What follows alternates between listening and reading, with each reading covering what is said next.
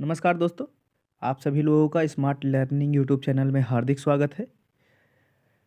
ये जो श्रृंखला चल रही थी इतिहास की, उसमें हम लोग डिस्कस कर रहे थे मिडवल हिस्ट्री। तो मिडवल हिस्ट्री में हम लोगों ने दिल्ली सल्तनत तक की बात कर ली थी।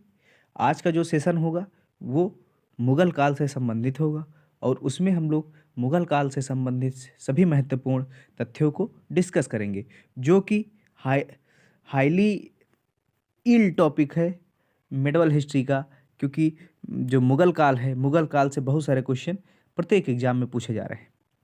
और ये जो इतिहास की श्रृंखला है, किस किस एग्जाम के लिए ये महत्वपूर्ण है, तो वो है यूपीएससी के लिए महत्वपूर्ण है, यूपीपीसीएस के लिए भी महत्वपूर्ण है। और जो लोग इतिहास से टीजीटी पीजीटी का भी पेपर दे रहे हैं, उनके लिए भी ये लेक्चर जो है वो बेनिफिशियल होने वाला है। साथ ही साथ जियो हिस्ट्री से यूजीसी नेट की परीक्षा दे रहे हैं, उनके लिए भी ये लेक्चर महत्वपूर्ण है। एसएससी यूपी ट्रिपल एससी के जो एग्ज़ाम है, रेलवे के एग्ज़ाम है, और साथ ही साथ सुपर टेट के लिए भी ये महत्वपूर्ण है। तो इतने एग्ज़ाम्स के लिए ये जो मुग़ल काल से संबंधित जो महत्वपूर्ण क्वेश्चन है वो होने वाले हैं महत्वपूर्ण। साथ ही साथ ये जो श्रृंखला है वो ऐसा है कि इससे एग्ज़ाम में क्वेश्चन टपकते हैं। टपकने का ये है कि प्रत्येक एग्ज़ाम में इस टॉपिक से आपको क्वेश्चन मिल ही जाएंगे। तो फिर ये जो सीरीज़ है वो आपके लिए बहुत ही महत्वपूर्ण होने वाली है। इसलिए इस सीरीज़ को अधिक से अधिक लोगों तक प्लेलिस्ट को शेयर करिए, जिससे क्या हो कि साथ ही साथ सभी लोगों का भी फ़ायदा हो। और साथ ही साथ आप हमारे इंस्टाग्राम पेज से भी ज्वाइन कर सकते हैं, फेसबुक और टेलीग्राम। इन सभी से संबंधित जो लिंक है वो डिस्क्रिप्शन में डाल दी गई है, तो आप लोग वहाँ से देख सकते हैं। और साथ ही साथ जो अदर प्लेलिस्ट हैं उनको भी यार एक बार सर्च कर सकते हैं। तो चलिए हम लोग बढ़ते हैं अपने टॉपिक की ओर। तो मुग़ल काल जो है आज हम लोग डिस्कस करेंगे। मुग़ल काल का जो टाइम पीरियड है वो 1526 से लेकर 1857 तक देखने को हमको मिलता है। तो दिल्ली सल्तनत में क्या हुआ कि जब दिल्ली सल्तनत का जो शासन है वो ख़त्म होता है, तो उसके बाद मुग़ल काल प्रारंभ होता है। मुग़ल पीरियड जो है वो स्टार्ट होता है। और मुग़ल पीरियड को स्टार्ट करने वाले जो शासक थे वो कौन थे? तो वो थे बाबर। तो बाबर ने 1526 में जो मुग़ल वंश है उसकी स्थापना की है इन्होंने, और साथ जिससे मुग़ल काल प्रारंभ हो जाता है। और फिर जो अंतिम रूलर थे मुग़ल काल के वो कौन थे? तो वो थे बहादुर शाह जफ़र। ठीक है, तो ये आपका क्वेश्चन हो गया। साथ ही साथ अगर देखा जाए मुग़ल काल में, तो बाबर के बाद महत्वपूर्ण शासक हुए, जैसे हुमायूं हुए, हुमायूं के बाद अकबर हुए, जहांगीर हुए, शाहजहां हुए, औरंगज़ेब हुए। तो यहाँ तक जो था वो जो मुग़ल काल है उसका क्या हुआ, उसका जो ग्राफ है इस टाइप से देखने को मिलता है। सॉरी, अभी बना देते हैं ग्राफ, फिर आपको थोड़ा सा समझाए। ऐसे ग्राफ चला, ठीक है। तो हुआ क्या कि जैसे यहाँ पर बाबर ने शुरू किया, ठीक है,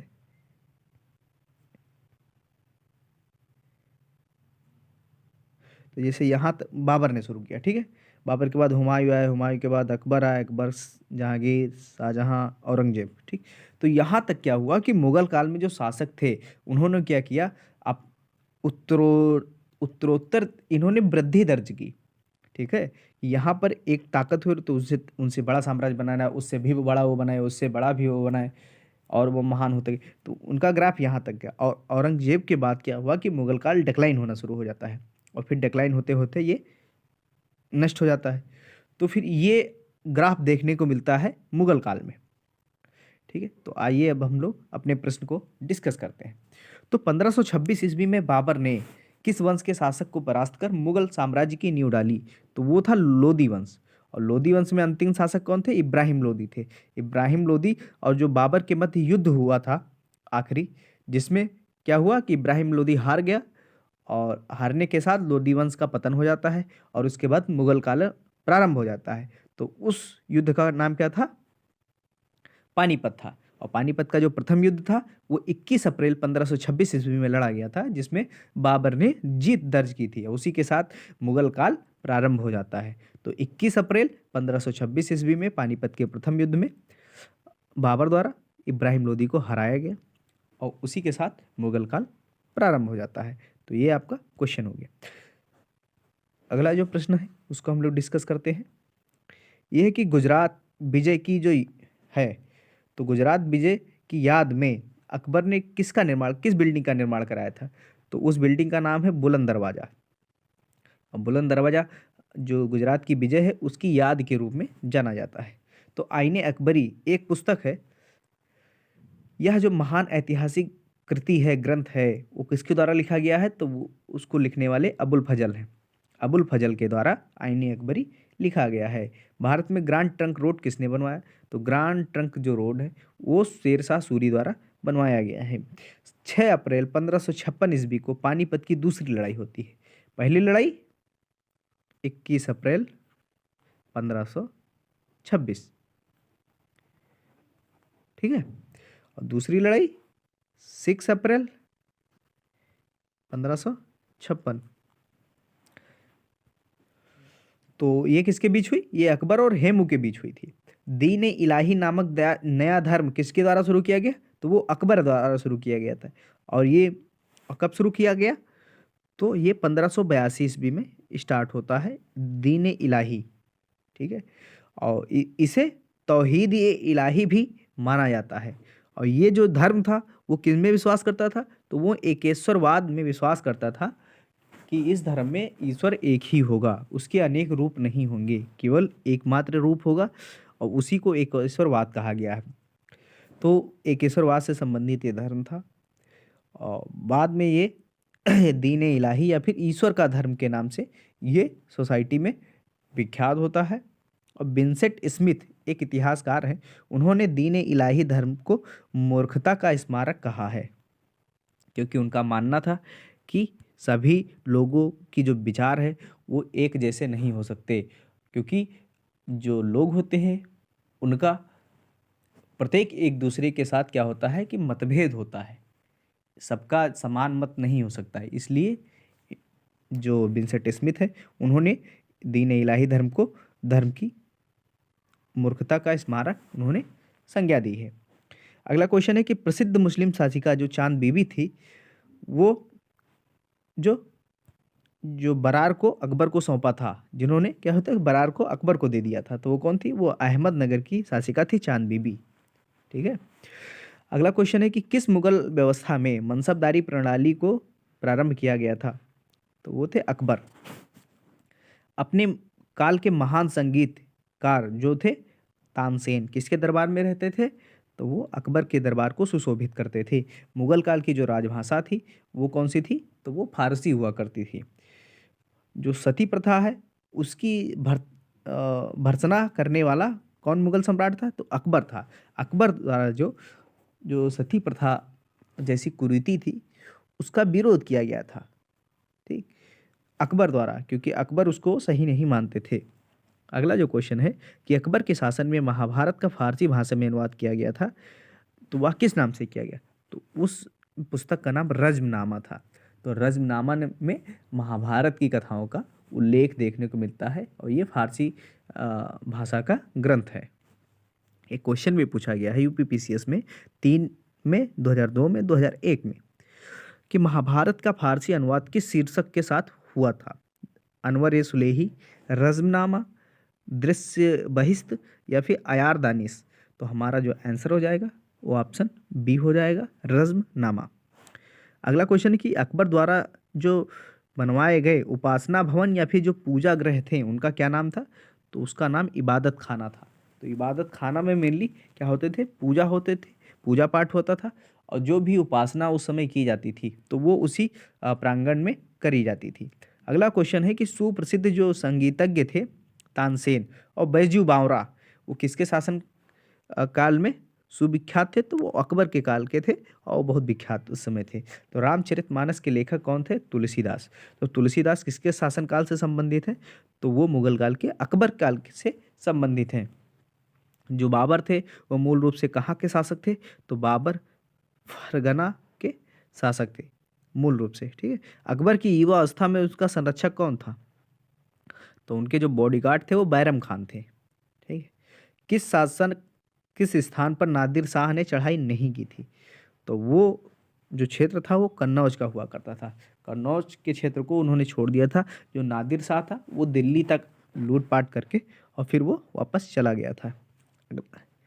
अगला जो क्वेश्चन है कि किसने ऐसे बाग बगीचे जिनमें बहता पानी हो के निर्माण की परंपरा की शुरुआत की थी। तो उस परंपरा का जो शुरुआत करने वाले थे वो थे बाबर। ठीक है। और जो राजा बीरबल की उपाधि किसने धारण की थी, तो वो थे महेश दास। महेश दास बीरबल के नाम से फेमस थे, क्योंकि जो बीरबल थे, बीरबल जो था वो उनकी उपाधि थी, उनका नाम नहीं था। लेकिन जो इतिहास में सभी लोग लगभग बीरबल के नाम से ही उनको जानते थे। अगला है कि किस युद्ध में भारत में मुगल राज्य की नींव पड़ी। तो वो पानीपत का प्रथम युद्ध था। आप लोग अब कमेंट सेक्शन में बताएंगे कि जो ये प्रथम युद्ध हुआ था कब हुआ था। मुगल चित्रकारी ने किसके शासन में पराकाष्ठा या फिर चरमोत्कर्ष प्राप्त किया था। तो जहांगीर था। ये क्वेश्चन वेरी वेरी इंपॉर्टेंट है, इसको आप हैशटैग करके लिख सकते हैं अलग, क्योंकि मुगल काल की जो चित्रकारी है वो किसके शासन में अपनी पराकाष्ठा या फिर चरमोत्कर्ष पे थी। तो वो थी जहांगीर। तो जहांगीर का जो शासन था वो मुगल चित्रकला के लिए स्वर्ण युग के नाम से भी जाना जाता है। जो मेडिवल हिस्ट्री है उनमें किसने अकबर की जो जीवन कथा है उसको लिखी है। तो उसकी कथा लिखने वाले अबुल फजल थे। किस मुगल शासक ने भारत के वनस्पतियों और प्राणी जगत, ऋतुओं और जो फल हैं उनके विशद विवरण अपनी दैनंदिनी जो डायरी है उनमें लिखा करते थे। तो वो थे बाबर। शेरशाह की महानता का द्योतक कौन था, क्या था। तो शेरशाह की जो महानता है वो किसके लिए जानी जाती है। तो वो उनका जो प्रशासनिक जो सुधार था, एडमिनिस्ट्रेटिव जो रिफॉर्म था, उसके लिए जो शेरशाह था वो बहुत फेमस था, क्योंकि उसका जो एडमिनिस्ट्रेटिव जो रिफॉर्म थे वो इतना जेन्युइन था कि उसकी पूछिए मत। उसका आप एक तरफ से मान सकते हैं गोल्डन एज, क्योंकि उससे ज़्यादा शुद्ध रूप से जो एडमिनिस्ट्रेटिव रिफॉर्म है वो पूरे इतिहास में नहीं लाया गया था। इसलिए जो उसका काल है वो एडमिनिस्ट्रेटिव रिफॉर्म के नाम से जाना जाता है। हुमायूं जो नामा है वो किसने लिखा है। तो हुमायूं नामा गुलबदन बेगम द्वारा लिखा गया है। ये क्वेश्चन पूछा गया है 2010 में, 2004 में, 2002 और 1997। तो इस प्रश्न की आप महत्ता समझ सकते हैं कि हुमायूं जो नामा है वो किसकी रचना है। तो वो है गुलबदन बेगम की। कौन अंतिम मुगल सम्राट थे। तो बहादुर शाह सेकंड थे, जिनको बहादुर शाह जफर के नाम से भी जाना जाता है। औरंगजेब ने ज़्यादा भवनों का निर्माण नहीं करवाया, क्योंकि उसे अपने शासनकाल में निरंतर युद्ध जो करते रहते थे, इसलिए उनको ऐसा समय नहीं मिला कि वो ऐसे स्मारक बनवा सके, भवन का निर्माण करा सके। क्योंकि जो औरंगजेब का शासन था वो बहुत ही उथल पुथल के काल में उनका शासन था, इसलिए वो बिल्डिंग नहीं बनवा पाए। किस मुगल शासक का 2 बार राज्याभिषेक हुआ है। तो वो थे औरंगजेब। ये क्वेश्चन भी पूछा गया है 2009 और 2006 में कि किस मुगल बादशाह का 2 बार राज्याभिषेक हुआ है। ऑप्शन है अकबर, जहांगीर, शाहजहां और औरंगजेब। तो हमारा आंसर डी हो जाएगा, और हमारा जो करेक्ट आंसर हो जाएगा औरंगजेब हो जाएगा। अगला है कि जो ग्रैंड ट्रंक सड़क है वो जोड़ती है किसको जोड़ती है, कोलकाता व अमृतसर को जोड़ती है। 1526 में जो लड़ी गई पानीपत की प्रथम लड़ाई थी वो उसमें कौन पराजित हुआ। तो वो थे इब्राहिम लोदी। शेरशाह सूरी का जो मकबरा है वो कहाँ स्थित है। तो वो सासाराम में स्थित है। अकबर का जो राज्याभिषेक कहाँ हुआ था।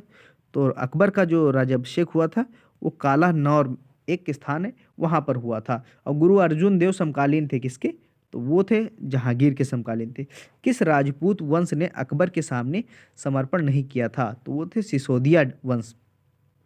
अकबर के शासन में जो भू राजस्व सुधारों के लिए कौन उत्तरदायी है। तो भू राजस्व सुधार के लिए जो राजा टोडरमल है वो बहुत फेमस थे।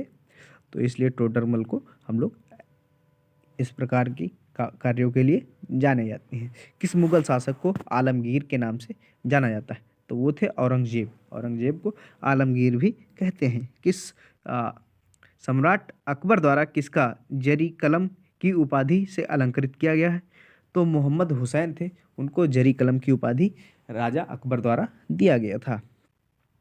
बाबर ने पहली बार पश्चिम से कहाँ होकर भारत में प्रवेश किया। तो वो थे पंजाब। पंजाब के प्रांत से उन्होंने भारत में प्रवेश किया था। हल्दी घाटी का जो युद्ध है वो कब लड़ा गया था? तो हल्दी घाटी का जो युद्ध है 1576 ईस्वी में लड़ा गया है। अब आप लोग ये बताएंगे कि जो हल्दी घाटी का युद्ध हुआ था वो किनके मध्य हुआ था?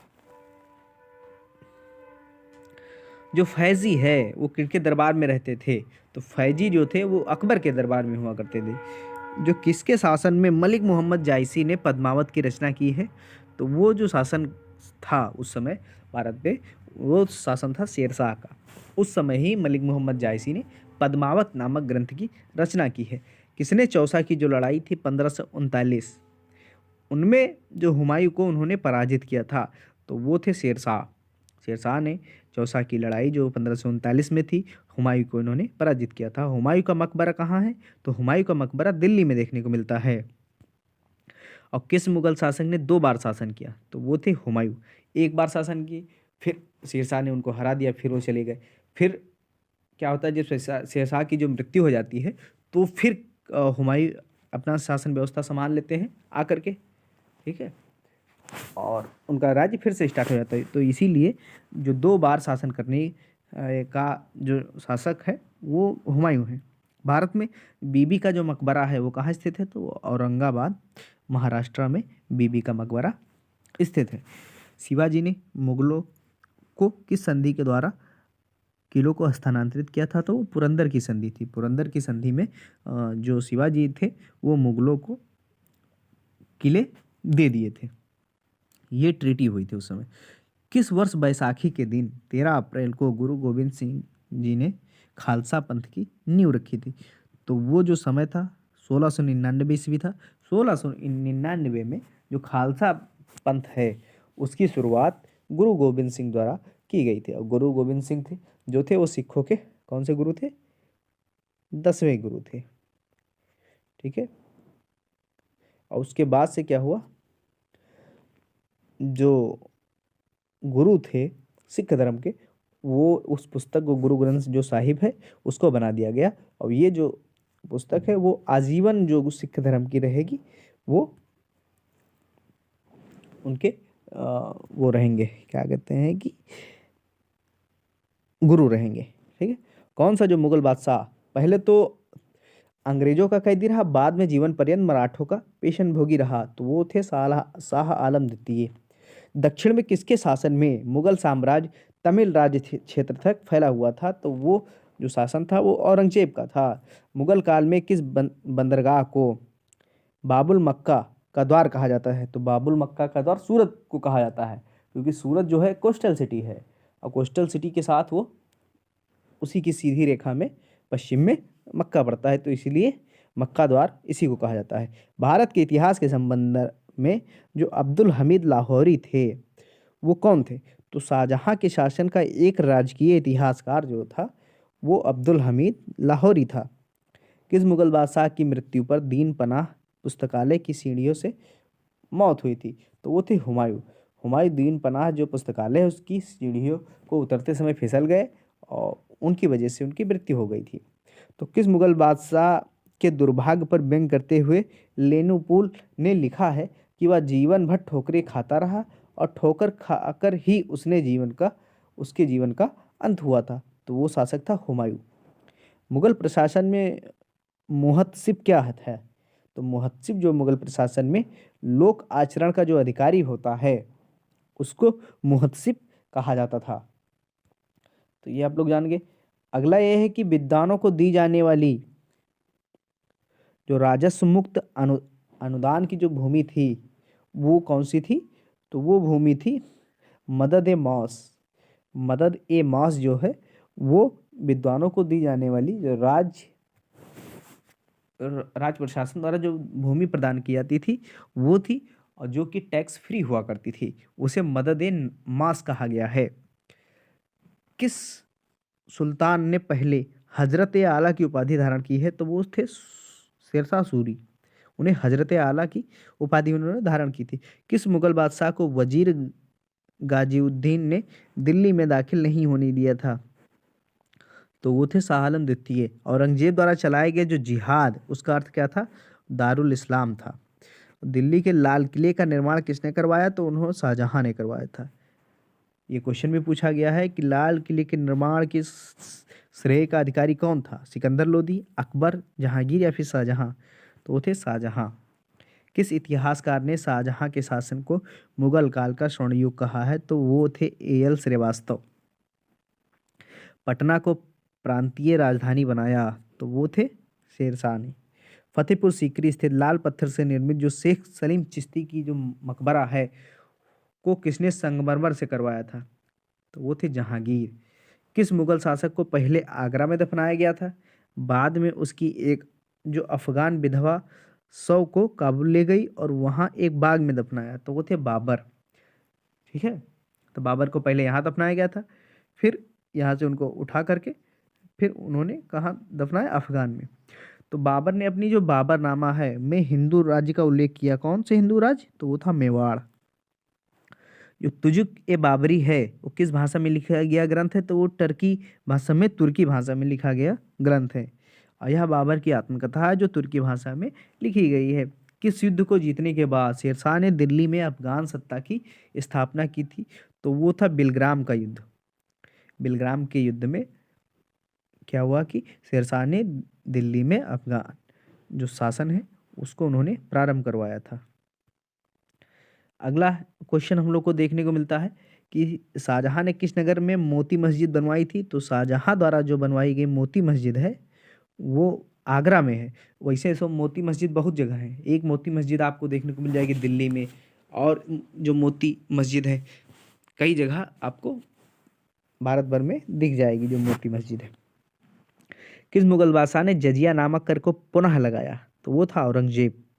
और अकबर के शासन में अलम गुजार नामक जो अधिकारी था उसका कार्य क्या था, तो उसका सारा कार्य था जो भूमि से जो टैक्स का जो मूल्यांकन और जो संग्रह करना था उससे संबंधित जो अधिकारी था वो आलम गुजार नाम से जाना जाता था।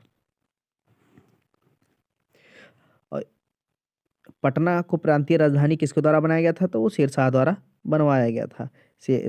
शेरशाह का जो बचपन का नाम क्या था, तो बचपन का नाम उनके फरीद हुआ करता था। और जो मयूर सिंहासन है तख्ते दाऊस पर बैठने वाला अंतिम मुगल बादशाह कौन था, तो मोहम्मद शाह रंगीला हुआ करता था। और इसको कौन अपने साथ भारत से लेकर गया, तो वो था नादिर शाह। और नादिर शाह जो था वो कहाँ का शासक था, ये आप लोगों को कमेंट सेक्शन में बताना है। अगला जो क्वेश्चन है कि शेरशाह को उसके पिता जो हसन खां थे द्वारा एक जागीर के प्रबंधक के रूप में नियुक्त किया था, तो वो जागीर कहाँ की थी, तो वो जागीर थी सासाराम की। सासाराम की जो जागीर है वहीं पर शेरशाह ने अपने प्रशासन को प्रारंभ करना स्टार्ट किया था। अगला क्वेश्चन है कि जो जाप्ती प्रणाली है किसकी उपज थी, तो वो अकबर के काल की उपज थी जो जब्ती प्रणाली। और जवाबित किससे संबंधित है, तो वो राज्य कानून से संबंधित टर्मिनोलॉजी है। जो मुमताज महल का असली नाम क्या है, तो अर्जुमंद बानो बेगम, तो उसका मुमताज महल का असली नाम है। किस मुगल बादशाह को जिंदा पीर कहा जाता है, तो वो औरंगजेब हैं। बाबर को भारत पर आक्रमण करने के लिए आमंत्रित करने वालों में से एक थे, कौन थे, आलम खान थे। मध्यकालीन भारत में मुगल शासक वस्तुतः थे वो चगुताई तुर्क थे उस समय। पानीपत का जो प्रथम युद्ध है किनके मध्य लड़ा गया है, तो वो लड़ा गया है बाबर और इब्राहिम लोदी के मध्य लड़ा गया युद्ध है। और ये क्वेश्चन बार बार पूछा जाता है कि पानीपत का जो प्रथम युद्ध है किनके मध्य लड़ा गया था। ऑप्शन आपको देखने को मिल जाते हैं बाबर और राणा सांगा, हेमू और मुगल, हुमायूं व शेर खान, व बाबर व इब्राहिम लोदी। तो हमारा जो करेक्ट आंसर क्या हो जाता है कि जो बाबर और इब्राहिम लोदी के मध्य युद्ध हुआ था जिसको पानीपत का प्रथम युद्ध कहा गया था। और यही वो निर्णायक युद्ध था जो कि मुगल काल के प्रारंभ होने को कहा जाता है। शेरशाह की मृत्यु कहाँ हुई थी, तो उनकी मृत्यु कालिंजर में हुई थी।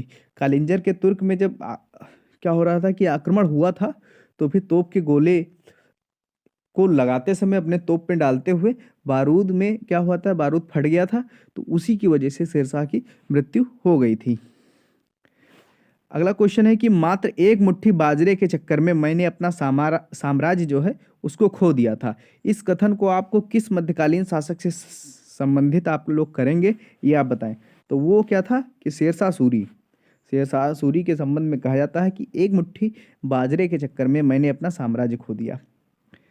अब ये लोग बाजरे के पीछे कहानी क्या थी, ये आप लोग सर्च करके कमेंट सेक्शन में बताएंगे। अकबर द्वारा जो बनाई गई कौन सी इमारत का जो नक्शा है वो बौद्ध विहार की तरह है, तो वो था पंचमहल। पंचमहल का जो आर्किटेक्चर है वो किस प्रकार है, तो वो जो बौद्ध विहार टाइप का जो स्ट्रक्चर है वो हमको देखने को मिलता है। अगला जो क्वेश्चन हम लोग को देखते हैं कि जो बाबर की इब्राहिम लोदी पर विजय का कारण क्या था, तो वो क्या थी, तोपखाना। क्योंकि इब्राहिम लोदी के पास तोपें उतनी नहीं थी, उतने एडवांस तोपें नहीं थी, तोपखाने का प्रयोग वहाँ हुआ नहीं था बारूद का। तो फिर ये लोग क्या किए थे कि बाबर की जो सेना थी वो तोपों से लैस थी। तो क्या हुआ कि इस प्रकार जो इब्राहिम की जो सेना थी वो हार गई, बाबर जीत गया।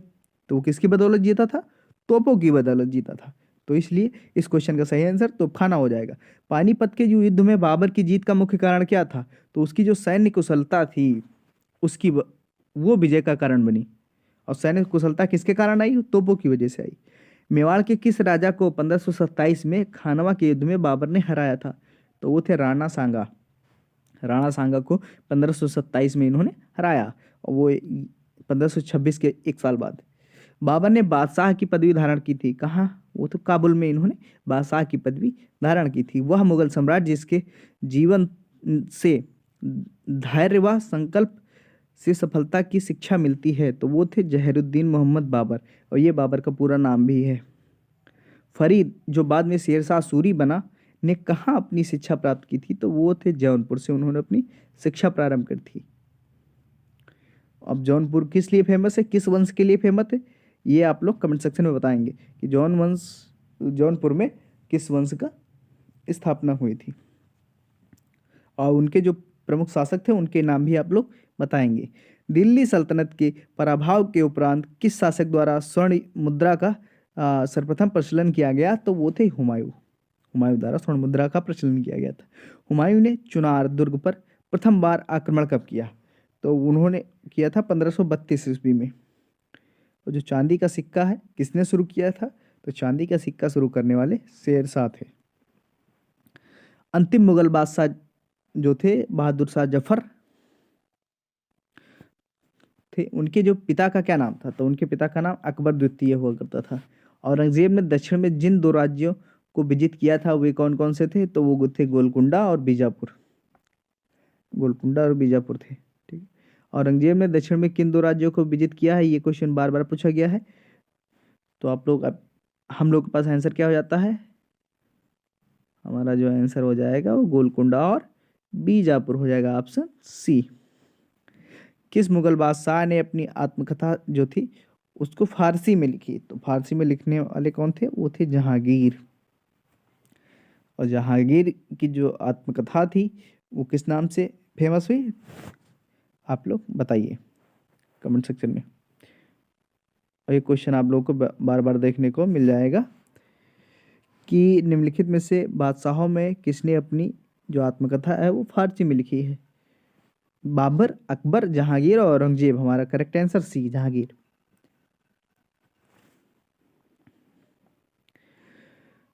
अगला क्वेश्चन है कि शेरशाह के शासन में तांबे के दाम और चांदी के रुपया की जो विनिमयता थी उनका अनुपात क्या था, तो उनका अनुपात 64:1 था। कहने का मतलब था कि एक चांदी के रुपया 64 तांबे के दाम के बराबर हुआ करता था, ठीक है। इस रेशियो में वो सिक्के चलते थे। मुगलों में नवरोज का त्योहार कौन से धर्म के लोग मनाते थे, तो वो थे पारसी धर्म के लोग ये सब मनाते थे। और जहांगीर के दरबार में पक्षियों का सबसे बड़ा जो चित्रकार था कौन था, तो मंसूर साहब थे। मंसूर साहब को पक्षियों के चित्रकार के रूप में जाना जाता है, इतिहास में वो उसी लिए फेमस है। कौन सा जो मकबरा है वो द्वितीय ताजमहल कहलाता है, तो वो मकबरा है राबिया उद दौरानी का मकबरा था, जो बीबी के मकबरे के नाम से जाना जाता है। ये क्वेश्चन आप लोग देख सकते हैं कितनी बार पूछा गया है कि कौन सा मकबरा द्वितीय ताजमहल कहलाता है, तो वो था हमारा राबिया उद दौरानी का मकबरा, जिसे बीबी का मकबरा भी कहा जाता है। और किस बादशाह की जो मुगल सेना थी उसमें सर्वाधिक हिंदू सेनापति थे? तो वो सेना थी औरंगजेब की। मुगल सम्राट जिसने सर्वाधिक संख्या में हिंदू अधिकारियों की नियुक्ति की थी, उनका क्या नाम था? अकबर, हुमायूं, शाहजहां या फिर औरंगजेब? तो वो हमारा आंसर हो जाएगा बी, औरंगजेब। ठीक है, आगे देखते हैं क्वेश्चंस को कि भारत का जो मुगल शासक है उनके बनने पर जहीरुद्दीन मोहम्मद की उपाधि किसने धारण की थी?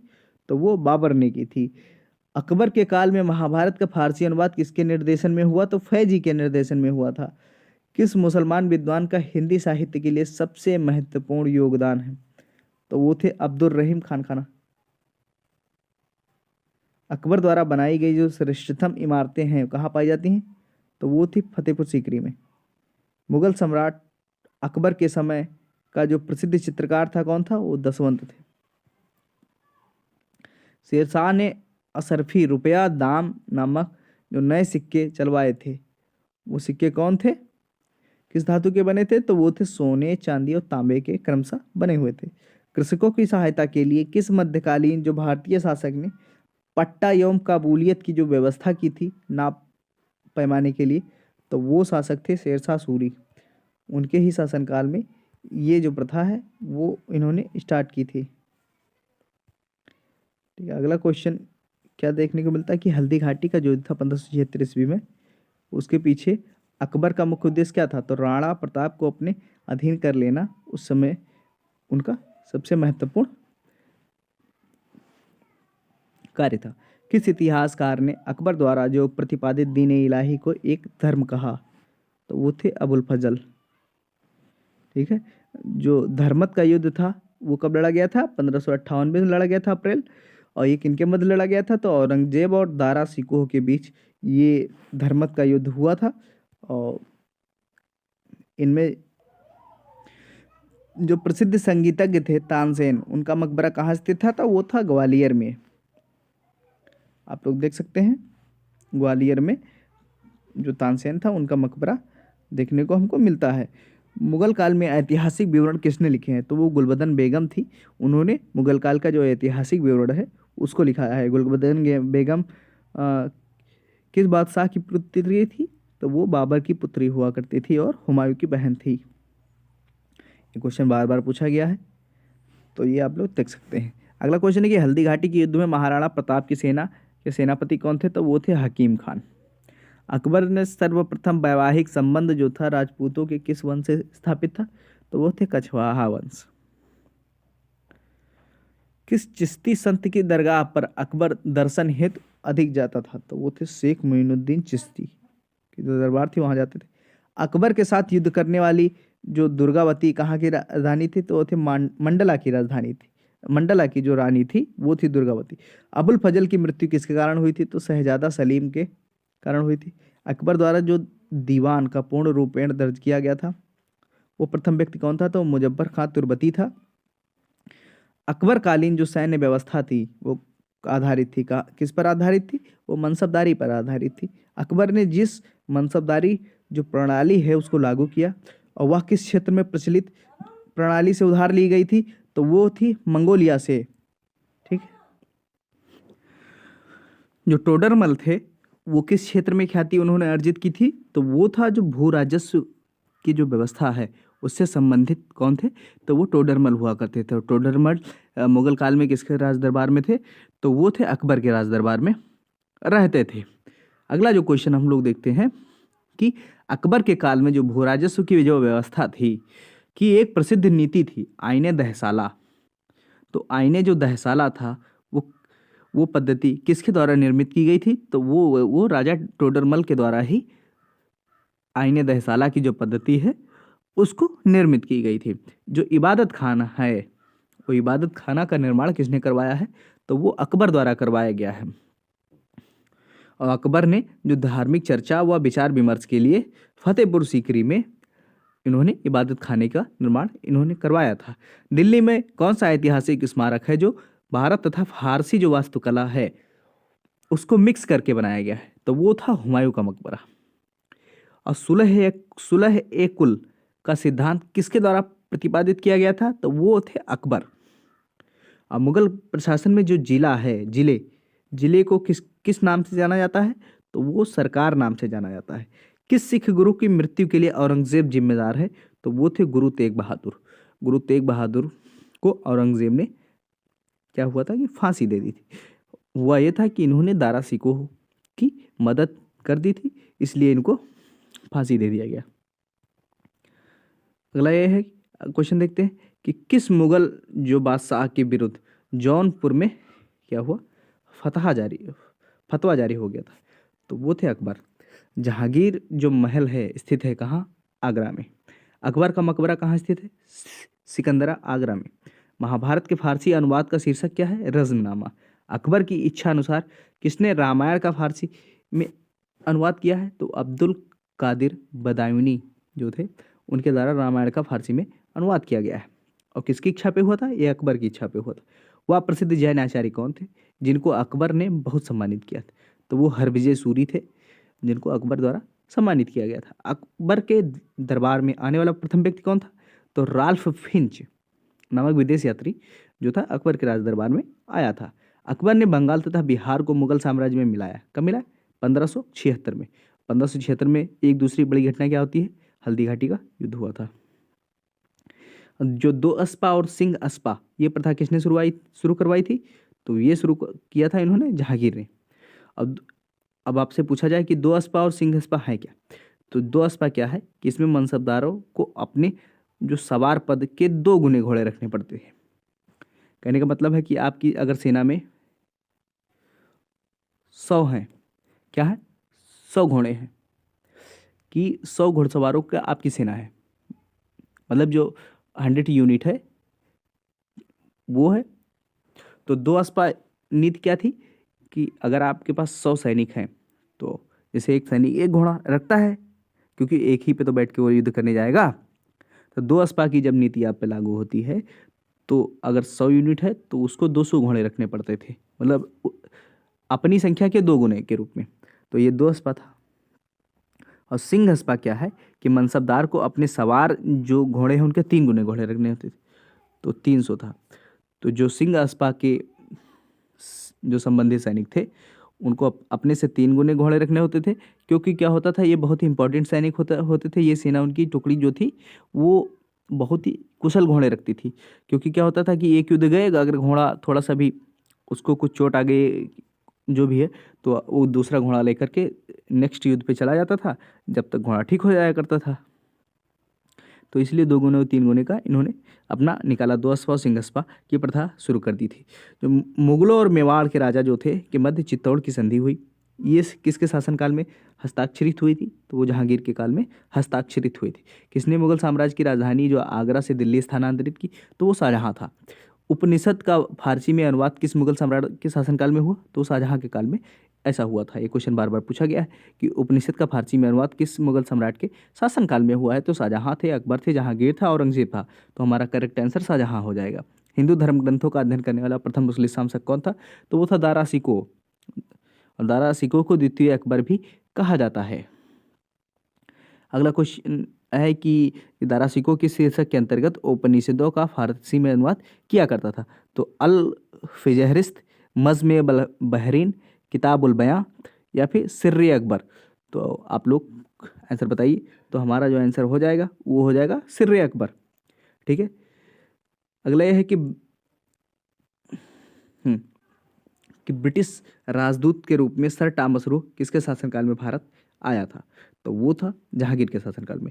एक डच पर्यटक था जिसने जहांगीर के शासन काल का मूल्यवान विवरण जो दिया है वो थे फ्रांसिस्को पेल्सर्ट। सम्राट जहांगीर को कहाँ दफन किया गया है? तो लाहौर में।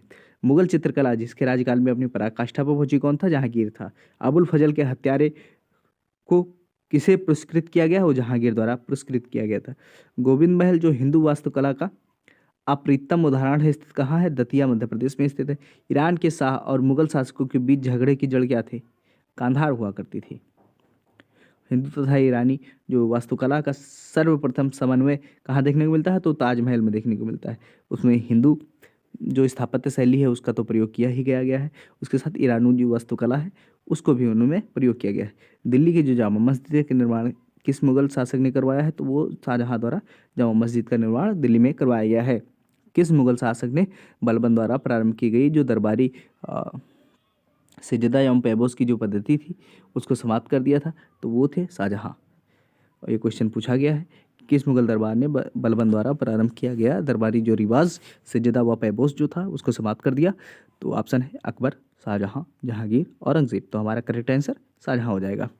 मुगल शहजादा जिसने श्रीनगर गढ़वाल का आश्रय लिया था वो थे सुलेमान सिको। औरंगजेब द्वारा चलाए गए जो जिहाद का अर्थ क्या था? दारुल इस्लामी। बीबी का मकबरा का निर्माता कौन है? तो वो औरंगजेब है। औरंगजेब ने अपनी बेगम के आग्रह पर ताजमहल की प्रति का निर्माण किया जिसे बीबी का मकबरा या फिर द्वितीय ताजमहल के नाम से जाना जाता है। औरंगजेब ने किसको साहिबान उस जमानी की उपाधि प्रदान की थी? तो वो थी जहां आरा। जहां आरा को उन्होंने ये उपाधि दी हुई थी। किस मुगल सेनापति के साथ शिवाजी ने सन 1665 ईस्वी में पुरंदर की संधि पर हस्ताक्षर किए थे? तो वो थे जयसिंह। किस मुगल सेनापति के साथ शिवाजी ने 1665 ईस्वी में पुरंदर की संधि पर हस्ताक्षर किए थे? तो वो करने वाले दिलेर खां थे, जयसिंह थे, दशवंत सिंह थे या फिर शाइस्ता खां थे? तो वो हो जाएगा जयसिंह। औरंगजेब ने बीजापुर की विजय कब प्राप्त की थी? तो वो 1686 ईस्वी में उन्होंने कर थी। दिल्ली के लाल किले में मोती मस्जिद का निर्माण किया था किसने? औरंगजेब ने। किशनगढ़ शैली किस कला के लिए प्रसिद्ध है? तो वो थी चित्रकला के लिए प्रसिद्ध। राजस्थान की प्रसिद्ध शैली जो थी वो किशनगढ़ थी। इससे संबंधित चित्र ये था कि इस शैली अपने जो श्रृंगारिक चित्र थे उनके लिए संपूर्ण भारत में जानी जाती है किशनगढ़ शैली। अकबर के शासन में पुनर्गठित जो केंद्र ये जो प्रशासन तंत्र था उसके अंतर्गत सैनिक विभाग का प्रमुख क्या कहलाता था? वो मीर बख्शी कहलाता था। मीर बख्शी कहलाता था। कौन था वो? सैनिक विभाग का प्रमुख हुआ करता था। किसने अकबर की कब्र को खोदकर उसकी हड्डियों को जला दिया था? तो वो राजा राम था। राजा राम ने। अकबर का सबसे अंतिम विजय अभियान था असीरगढ़ विजय हुआ करती थी। अकबर के नवरत्न में से एक बीरबल किस अभियान के समय मारे गए थे? तो वो यूसुफ जाइयों की विद्रोह को दबाते समय उनकी मृत्यु हो गई थी। अकबर ने किसे कबीरा या कबीराय की उपाधि धारण की थी? तो बीरबल को थी। जहांगीर के निर्देशन पर अबुल फजल की हत्या कर दी गई थी। कब? कौन? तो वीर सिंह बुंदेला द्वारा उनकी हत्या कर दी गई थी। अगला यह है कि क्वेश्चन देखने को मिल जाता है मुगल प्रशासन में जो मुहत्सिब था क्या था? तो वो लोक आचरण का अधिकारी हुआ करता था। मध्यकालीन भारत में मनसबदारी प्रथा जो खास तौर पर इसलिए चालू की गई थी कि साफ सुथरा प्रशासन लागू हो सके इसलिए। मुगल काल में आय का प्रमुख स्रोत क्या था? तो भू राजस्व था। मुगल प्रशासनिक शब्दावली में माल जो प्रतिनिधित्व कौन करता था? तो भू राजस्व का था। चित्रकार कला की जो मुगल शैली को प्रारंभ किया गया था वो हुमायूं ने किया था। चित्रकला की मुगल शैली का प्रारंभ किसने किया था? तो वो हुमायूं थे। अकबर, जहांगीर, शाहजहां और हुमायूं, ये हमको ऑप्शन देखने को मिल जाता है।